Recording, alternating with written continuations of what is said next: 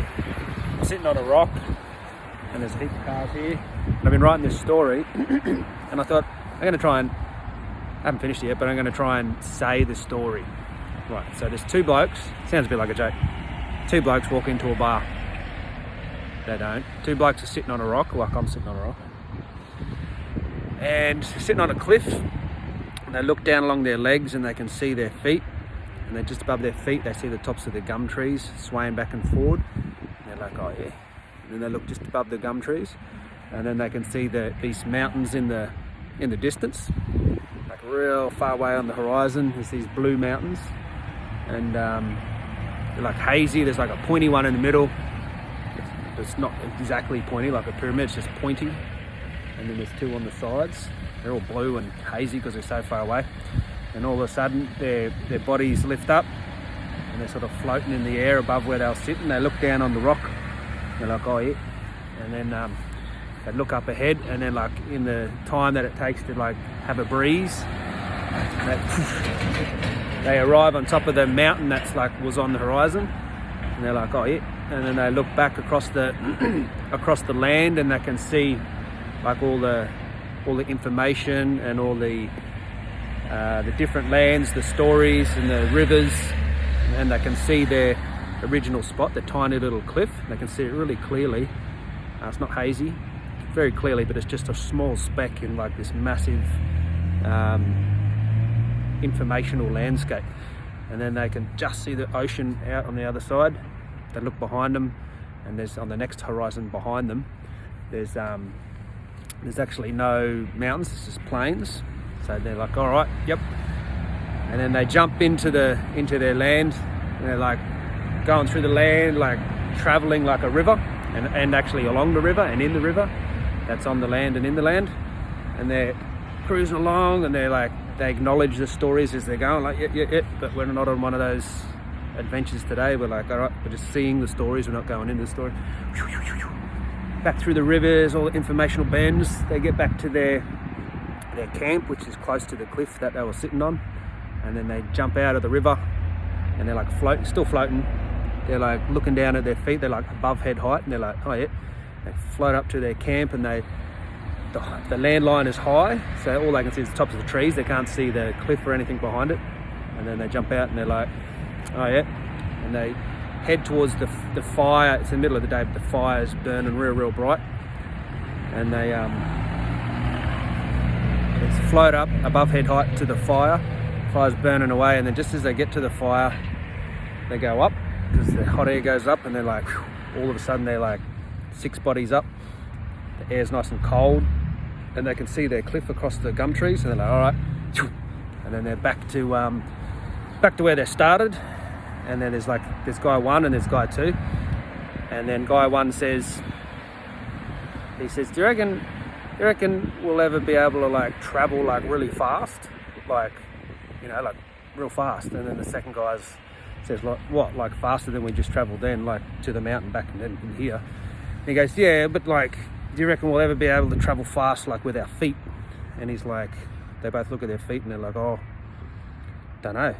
And then the first guy goes, you know, like an ant that jumps onto like a leaf, goes down the river, it's like feels really fast. Or what was the other example? The leaf. Or a little bug that jumps on a bird. Whew. Like, do you reckon we'll ever have like something like that we can ride and like go really fast? And the second guy's like, don't know, maybe. And then the first guy goes, the second guy goes, well, if we ever could, the only place that you would find out would be, well, the only thing that I know that is anything like that comes from the fire, our campfire.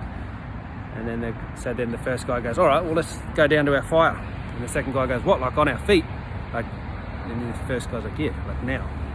So the first guy stands up, the second guy stands up, and they just walk down through the land, down to their camp. As they get to the edge of their camp, they're like, oh, everyone's out doing stuff. And then they're like, all right. They're just looking, and they're like, okay, let's go to the fire, see what's there. And then like they can see the smouldering fire from a distance, and then there's like the hard dirt around the fire circle. And then they're like getting closer, and then just as the first guy's foot steps in, there's someone's footsteps in from the other side, and where the fire would be, they look through it and it's the spirit man. And then the first man pulls his second foot in, and he's like, they both pull their feet in at the same time. And he walks closer to the fire, and then the spirit man says, "How do you want to know?" And then the first guy goes, he repeats it. It's like, "How do I want to know?"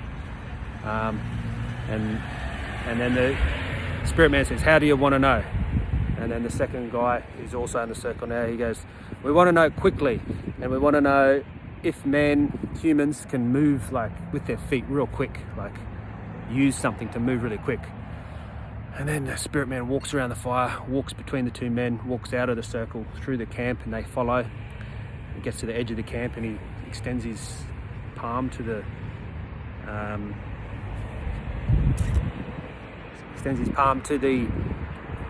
bush. And before I go any further, like this is like an indigenous story. It's like in some sense it's something I've come up with.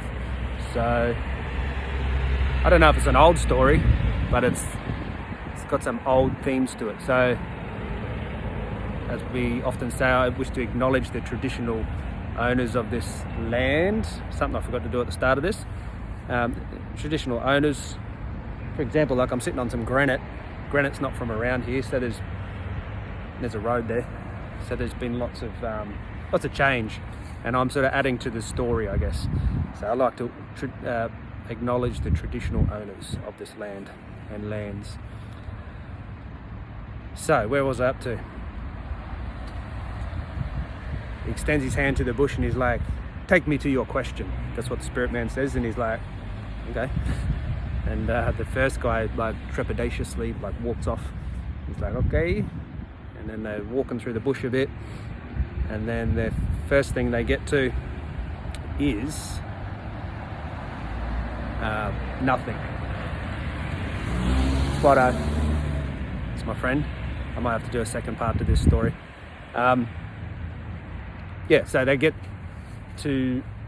walking through the bush, and then the spirit man is behind him, and he's like muttering stuff, making a noise. And then the two front guys, guy one, guy two, walking along, and they're like very silent. And then like all of a sudden it's super silent. They're like, something's missing. And the thing that's missing is the sound of old guy muttering. So they like turn around, just like I did. They turn around, and then they're like, "Oh," he's like, "way back there." Hey. I'll tell you the rest later. I like that jacket. Thanks. I'll tell you the rest later.